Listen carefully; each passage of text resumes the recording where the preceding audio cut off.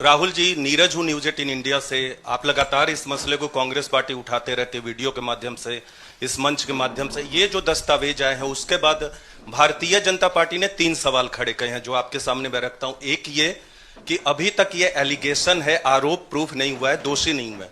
दूसरा, आपने खुद कह दिया कि 4 जो अपोजिशन स्टेट को पैसे दिए गए, बीजेपी ने यह भी कहा, उस पर क्या कार्रवाई होगी, क्या कार्रवाई करेंगे, आपने इसका जवाब तो दे दिया।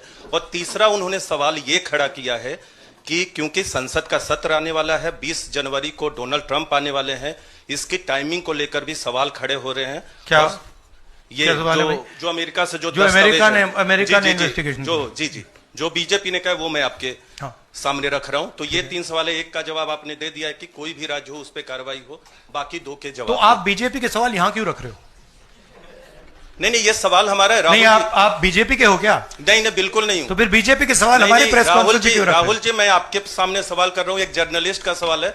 और आप नहीं, अभी आपने बोला बीजेपी का सवाल है। बीजेपी के समक्ष हम लोग ऐसे ही रखते हैं। नहीं, बार नहीं, देखिए, आप मुझे बोलने दीजिए। मेरे सवाल का जवाब दीजिए। आपने सवाल पूछा, मैं बोल रहा हूं आपका जवाब, आपका सवाल। हाँ, ये मेरा सवाल है, बीजेपी का नहीं, मेरा सवाल। नहीं, आपने अभी 2 मिनट पहले कहा कि ये बीजेपी के सवाल हैं। आपने ही स्वयं, यस, ब्रदर, आपने स्वयं बोला बीजेपी ने इसको रखा है सामने, इस मसले पे मैंने ये कहा है। नहीं, आपने बोला ये बीजेपी के सवाल हैं और मैं